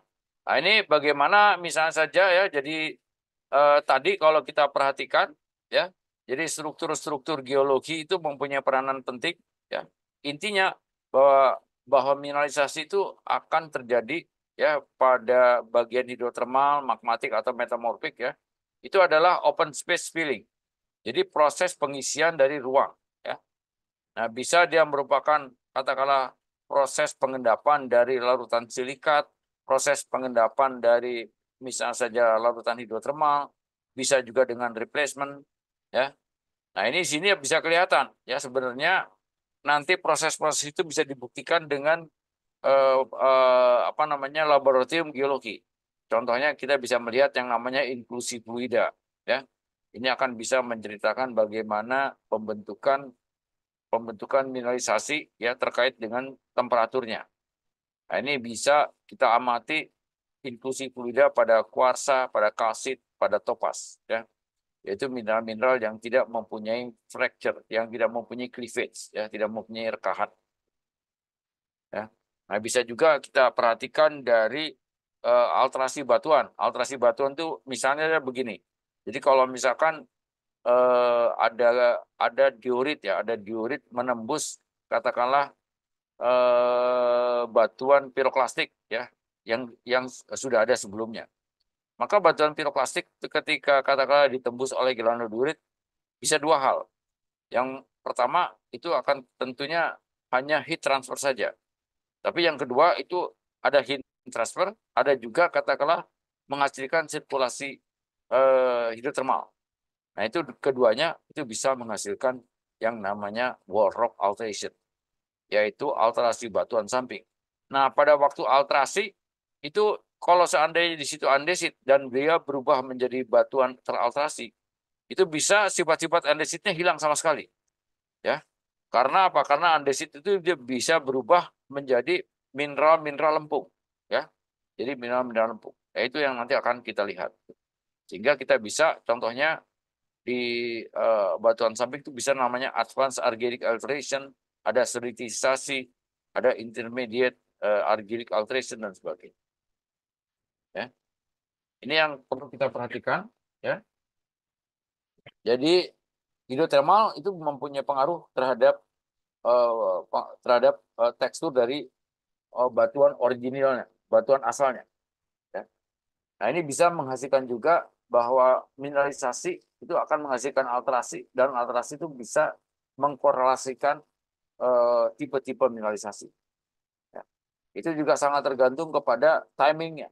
Ya. Itu ada misalnya saja mineralisasi yang katakanlah bisa diprediksi kira-kira setelah kehadiran suatu urat itu bisa dibandingkan dengan kehadiran urat yang lain. Ya. Apakah alterasi ini menghasilkan tembaga, menghasilkan emas, dan sebagainya. Ya. Nah, ini akan melibatkan yang namanya wall rock. Wall rock itu tidak lain adalah batuan samping, bisa terdiri dari batuan sedimen, batuan metamorf, juga batuan beku, batuan piroklastik, yang kemudian bereaksi ya dengan air yang terpanaskan oleh magma, ya. Itu bisa juga. Ya. Itu. Oke, ada pertanyaan? Ya. Ya, ini nanti khusus untuk tekstur sebenarnya bisa dipelajari secara khusus, ya. Jadi ini salah satu sekarang bahkan sudah ada software ya yang mempelajari bagaimana pola tekstur dari alterasi itu bisa dipelajari. Ya. Jadi contoh misalnya saja ini pola tekstur yang katakanlah terdapat pada mineralisasi tembaga di Freeport. Ada yang namanya propylitic, ya. Ini yang sebelah kiri. Ada yang namanya potasik Garut, ya. Potasik. Nah, ini terdapat di Garut, ya, di Jawa Barat. Ada juga yang terkait dengan suatu pilic zone, ya, di daerah Goa di Sulawesi Selatan. Ya, ini. Ada juga yang katakanlah kaya dengan magnetit, kaya juga dengan tembaga. Ini salah satu adalah batuan piroklastik yang sudah mengalami alterasi argilik. Yang putih ini argilik. Nah, ini juga terdapat misalnya saja di Garut, ya. Jadi batuan basalt yang ada di Garut sebagian telah mengalami alterasi. Ya, ini juga terdapat di Bandung, ya. Ini saya dapatkan di Bandung, ya, dekat Ciarinem, ya, daerah itu. Ini Anda bisa perhatikan bahwa sebenarnya bebatuan yang bentuknya yang warnanya sebenarnya putih susu seringkali tidak menarik, itu ternyata kadar emasnya tinggi, ya. Ini contoh-contoh. Nah, ini contoh bagaimana misalnya korslet, ya, dari copper Grasberg, ya, report, ya. Ini menunjukkan adanya pengayaan magnetit, ya. Kemudian ada sericite, ya, di sini sericite, ya. Dan ini awalnya dari batuan beku, ya. Ya, ini kalau lihat halusnya bisa jadi dia andesit, ya. Tapi andesit itu berubah total setelah mengalami proses gitu. Ya, ini contoh ya bagaimana cara mendeskripsi biji, ya. Jadi ada yang namanya primary mineral. Ya, dia terkait dengan proses mineralisasi yang terdapat pada suatu daerah tertentu, ya, primary, ya. Secondary mineral ini, primary mineral ini contohnya itu adalah misalnya saja olivin, piroxen, ya, ada anortit, ya. Nah, kalau biasanya itu akan langsung berubah warna. Nah, kemudian secondary mineral, ya. dia tidak menyebabkan alterasi atau zonasi. Tapi kalau dia karena terdapat di sekitar di sekitar gunung api ya, ini sangat penting. Ya. Hipogen itu adalah mineral utamanya. Jadi kalau misalkan tadi Anda lihat, misalnya saja ada contoh mengenai mineralisasi, ya, itu bisa kelihatan. Supergen itu tidak lain adalah satu kasus khusus di mana mineralisasi itu terjadi akibat pelapukan. Nah, ini contohnya itu adalah supergen tembaga, ya, itu berupa malahit azurit, ya, di tambang tumpang titik, ya, kurang lebih seperti itu. Nanti kita akan lebih detail lagi. Silahkan kalau ada yang bertanya sebelum saya akhiri kuliah ini. Halo Pak Edo. Izin bertanya, Pak. Ya, silakan. Ya, silakan. Perkenalkan, nama saya Yuda Edu Fikri, Ya, NIM Yuda, 050. ya. Saya ingin bertanya, Pak, apakah mineral yang mengisi rekahan-rekahan itu cenderung memiliki nilai ekonomis yang tinggi, Pak? Dan juga bagaimana cara kita mengidentifikasi urat-urat dari timbal, besi, ataupun zinc ketika kita berada di lapangan, Pak? Seperti itu, Pak. Ini intinya ya. Jadi intinya itu kalau katakanlah kita mau membedakan ya berbagai karakteristik ya tekstur dari mineralisasi, itu memang harus Anda punya atau kalian harus mempunyai peluang untuk praktikum. Satu untuk praktikum, yang kedua melihat di lapangan, kalau bisa melihat tambangnya langsung. Ya karena misalkan saya sebut misalnya saja ada alterasi epithermal. Nah, biasanya itu mempunyai peluang bagi kita untuk mendapatkan yang namanya kuarsa susu. Kuarsa susu itu putih kayak kertas. Ya. Tapi bagi yang tidak tahu makna, itu tidak akan berarti. Tapi sebenarnya bagi geologis, bagi petrologis yang pengalaman, ya, yang namanya urat kuarsa susu atau milky quartz, disebut sebagai milky quartz, dengan tekstur-tekstur tertentu, misalnya saja ada cruciform, ya, ada kokit dan sebagainya, itu akan mengerti bahwa ini kalau misalkan kita kita ekstrak bisa mempunyai peluang untuk menambang emas dengan kadar misalnya saja 2 sampai 10 ppm. Nah, itu nanti belajarnya cukup masih banyak ini ya. Jadi kalau misalkan sekarang ada 15 sampai 16 pertemuan, nanti akan sampai ke sana. Karena saya hanya menyampaikan untuk yang pertama ini dasarnya saja. Ya. Nanti Anda akan mendapatkan. Nah, seharusnya ini yang saya nanti paparkan juga di ITERA. Mudah-mudahan saya Senin bisa bertemu dengan kalian ya, bertemu dengan para dosen ITERA ya. Saya akan membawakan presentasi, tapi pada intinya ya itu saya harapkan ITERA mempunyai lab petrologi dan lab geologi ekonomi. Karena kalau Anda tanpa menyentuh bendanya, mana yang disebut sebagai mineralisasi dan mana yang bukan, itu tidak mungkin. Ya, tidak mungkin ya. Tidak mungkin semuanya belajar secara virtual. Ya. Tidak mungkin. Itu betul-betul harus ada labnya, harus ada praktikumnya.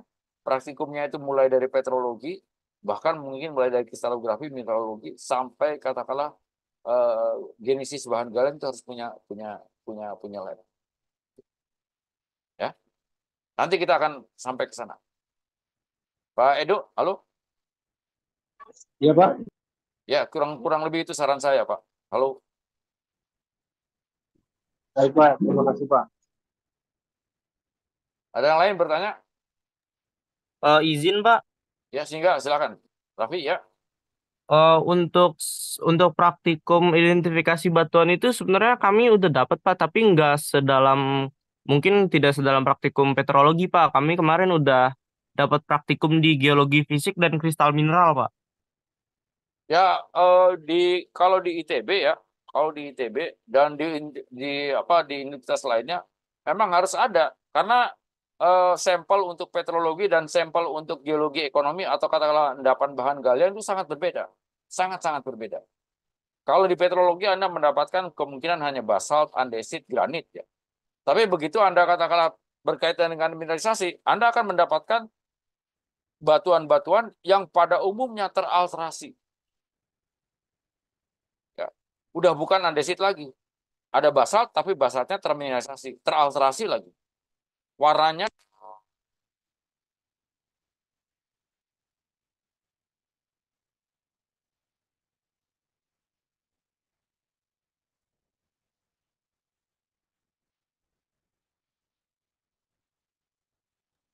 Pak, maaf Pak, suaranya nggak ada Pak.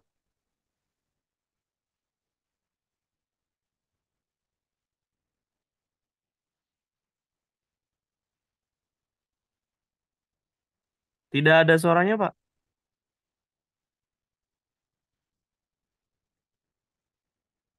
halo? Halo? Sudah Sudah terdengar. Pak. Udah kedengaran? Sudah Sudah, Pak, Pak. sudah. Ya. Jadi kalau misalkan gini ya. Jadi kalau misalkan Anda berkaitan dengan batuan yang terkait dengan mineralisasi, itu sangat berbeda dengan praktikum petrologi, sangat berbeda. Harus punya koleksi khusus, harus punya lab khusus. Ya. Nanti Anda bisa buktikan di lapangan. Ya mudah-mudahan nanti ada kunjungan saya hari Senin ya, hari Senin sampai hari Rabu ya, sampai hari Rabu di ITERA. Ya mudah-mudahan kita bisa melihat ya peluang-peluang di mana Lampung itu mempunyai potensi mineralisasi yang bisa diambilkan juga sampel-sampelnya. Ya. Ya misalnya di Tanggamus itu ada beberapa, ada tambang emas di situ ya. Ada mineralisasinya sangat bagus itu ya. Saya pernah mendapatkan ada kalkopirit, ada alterasi, ada galenanya, ada berbagai macam di situ ya. Nah di Tanggamus juga ada kemungkinan adanya banded iron formation, jadi ada tambang besinya juga. Oke? Halo, halo Pak Edo, Oke, bisa Pak. kedengaran? Oke, Pak. Oke, ya, ya. Jadi saran saya memang Anda kalau misalkan punya himpunan ya, himpunan mahasiswa tambang atau katakanlah bekerja sama lah dengan himpunan teknik geologi ya, itu wajib ya, wajib namanya laboratorium geologi ekonomi. Wajib itu laboratorium untuk mineralisasi. Itu pasti sangat berbeda dengan mineralogi maupun petrologi, sangat berbeda. Ya. Oke? Bisa dimengerti? Halo? Bisa, Pak. Siap, bisa, Pak. Ya, ya. Oke, ada pertanyaan lain? Ini masih ada sedikit waktu lah. Halo? Halo? Oke, Pak Edo, kalau tidak ada pertanyaan lain, mungkin saya akhiri di sini dulu. Gimana, Pak Edo? Ya, Pak. Terima kasih, Pak. Nanti kita koordinasi lagi untuk keberangkatan yang hari Senin, Pak ya. Oke, ya. Oke. Baik, baik. Terima kasih. Assalamualaikum warahmatullahi wabarakatuh. Waalaikumsalam warahmatullahi Halo? wabarakatuh. Terima kasih banyak, Pak. Ya, sami-sami. Oke.